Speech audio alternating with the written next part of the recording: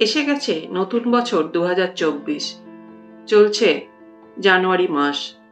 আধুনিক Gregorian calendar অনুযায়ী বছরের প্রথম মাস হল জানুয়ারি।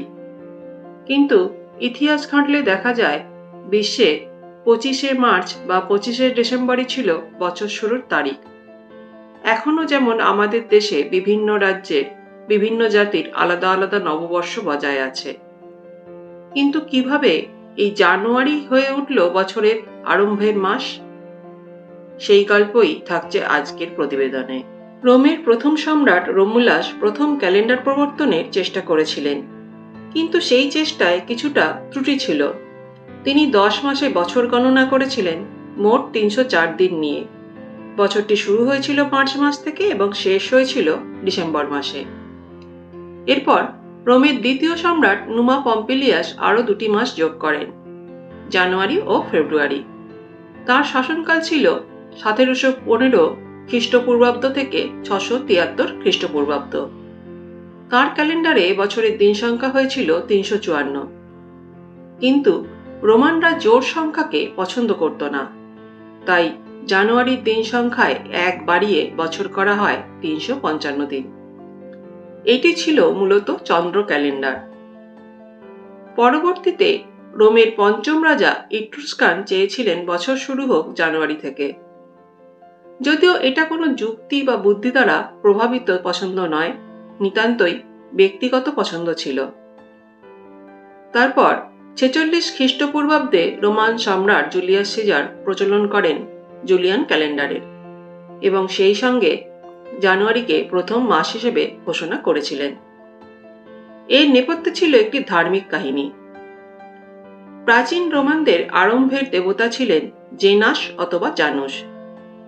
তার নামের সাথে মিলিয়ে এসেছিল জানুয়ারি নামটি, আর জানুয়ারির প্রথম দিনেই আরম্ভের দেবতাকে শ্রদ্ধা জানিয়ে নতুন বছরের সূচনা করা হয়েছিল। এই প্রসঙ্গে জানিয়ে রাখা ভালো যে বছরের অন্য মাসগুলোর নামও বেশিরভাগ এসেছে রোমান ও গ্রিক দেবদেবীদের নাম থেকেই। যেমন মার্চ নামটি এসেছে যুদ্ধ দেবতা মার্সিয়াস বা মার্সের থেকে। অনেকে মনে করেন দেবী অ্যাফ্রোদিতির নাম থেকে এসেছে এপ্রিল নামটি। রোমান আলোক দেবী মেইয়ার নাম থেকে এসেছে মে নামটি। দেবী জুনো ছিলেন রোমানদের নারী, চাঁদ ও শিকারের দেবী। তার নাম থেকেই জুন নামটি এসেছে।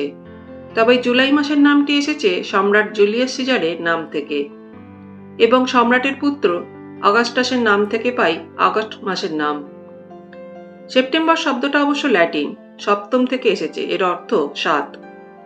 যখন মার্চ মাসে বছর শুরু হতো তখন সেপ্টেম্বর সপ্তম মাসই ছিল। সেই রকমভাবেই অক্টোবর শব্দটির অর্থ ল্যাটিনে অষ্টম।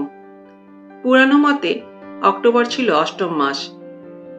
একইভাবে নভেম্বর ও ডিসেম্বর শব্দের অর্থ ল্যাটিনে যথাক্রমে ছিল নবম ও দশম।